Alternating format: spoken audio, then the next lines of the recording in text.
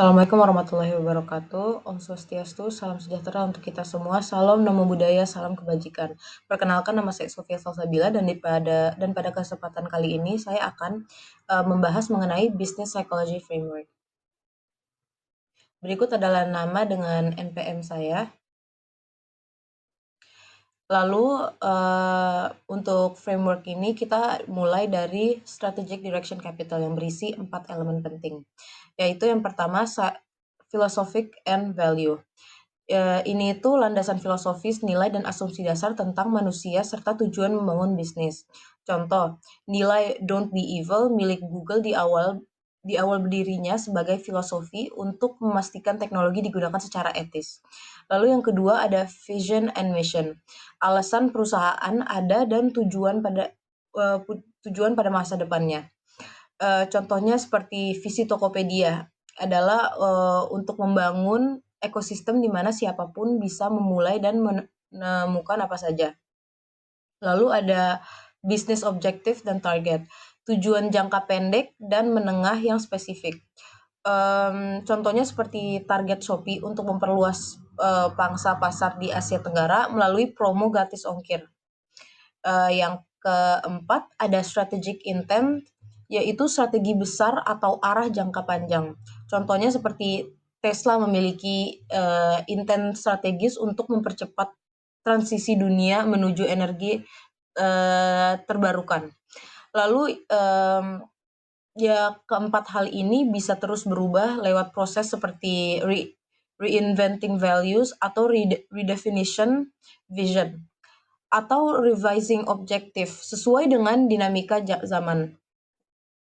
Lalu yang kedua ada organizational capital. Bagian kedua itu berfokus kepada kekuatan internal organisasi yang menopang bisnis. Dan ada 4 aspek. Yang pertama adalah leadership dan management. Gaya kepemimpinan dan cara mengelola perusahaan. Contohnya seperti kepemimpinan transformational dari Elon Musk yang mendorong inovasi di Tesla dan SpaceX. Yang kedua ada organizational culture, yaitu budaya perusahaan. Contohnya seperti budaya kerja kolaboratif di Gojek yang membuat tim lintas divisi bisa berinovasi bersama. Lalu yang ketiga ada infrastructure and management technology, yaitu sistem dan teknologi pendukung. Contohnya seperti sistem ERP yang digunakan Unilever untuk mengintegrasikan seluruh proses bisnis. Lalu selanjutnya ada knowledge and informational management, yaitu cara perusahaan mengelola pengetahuan dan informasi. Contoh seperti IBM memiliki knowledge management system untuk memastikan pengetahuan karyawan terdokumentasi dengan baik. Fungsinya adalah untuk revitalize organizational capital atau menyegarkan modal organisasi agar tetap kompetitif. Yang ketiga ada human capital. Human capital itu mencakup kompetensi individu maupun kolektif. Kalau individu kompetensi itu berarti keahlian personal. Contohnya seperti seorang data analyst yang ahli menggunakan Python untuk analisis big data. Lalu untuk teamship competence, yaitu kemampuan bekerja sama dalam tim. Contohnya seperti tim marketing bekerja sama dengan tim IT untuk meluncurkan kampanye digital interaktif. Untuk organizational competence, yaitu kemampuan kolektif organisasi. Misalnya kayak Toyota dengan konsep Kaizen yang berfokus pada perbaikan yang berkelanjutan. Lalu juga ada social and environmental competence, yaitu kontribusi perusahaan terhadap masyarakat dan lingkungannya.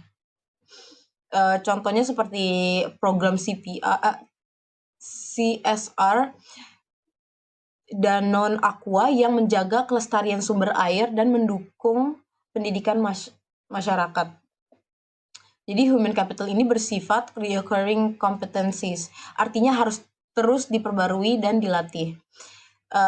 Terus untuk poin yang keempat ada business psychology framework output. Dari kombinasi strategic direction, organizational capital, dan human capital lahirlah hasil utama, yaitu productivity. Yang berarti organisasi bisa menghasilkan lebih banyak dengan lebih efektif. Contohnya seperti Amazon meningkatkan produktivitas melalui otomatisasi gudang dengan robot. Lalu ada juga psychological well-being, kesejahteraan psikologis karyawan tetap terjaga. Contohnya seperti Google menyediakan fasilitas rekreasi, ruang olahraga, hingga konseling bagi karyawannya. Jadi keduanya ini saling terkait. Produktivitas yang tinggi membuat karyawan merasa bangga, sementara kesejahteraan psikologis membuat mereka lebih semangat kerja. Lalu ada yang kelima, yaitu Sustainable Business Excellence and Happiness. Pada akhirnya tujuan dari framework ini adalah untuk mencapai sustainable business, excellence, dan happiness. Ini bukan hanya soal bisnis yang menguntungkan, tapi juga bisnis yang memberikan dampak positif jangka panjang, baik bagi perusahaan, karyawan, maupun masyarakat. Selanjutnya terkait feedback dan external forces. Jadi framework ini juga dipengaruhi oleh faktor eksternal seperti perubahan regulasi, tren teknologi, dan juga kondisi sosial. Semua ini memberikan feedback untuk menyesuaikan kembali visi, misi, dan strategi. Contohnya saat pandemi COVID-19, banyak restoran mengubah model bisnisnya dengan memperkuat layanan delivery online. Itu adalah bentuk feedback dari situasi eksternal yang memaksa bisnis untuk beradaptasi. Jadi pada intinya, Business Psychology Framework mengajarkan kita bahwa bisnis yang sukses bukan hanya bisnis yang menghasilkan keuntungan finansial, tetapi juga bisnis yang berlandasan filosofi kuat, dikelola dengan baik, punya kompetensi manusia yang mumpuni, serta mampu menciptakan produktivitas dan kebahagiaan atau psychological well-being. Dengan begitu, keberlanjutan bisnis dan kesejahteraan manusia bisa saling berjalan seiring. Sekian yang saya bisa sampaikan mengenai Business Psychology Framework. Assalamualaikum warahmatullahi wabarakatuh.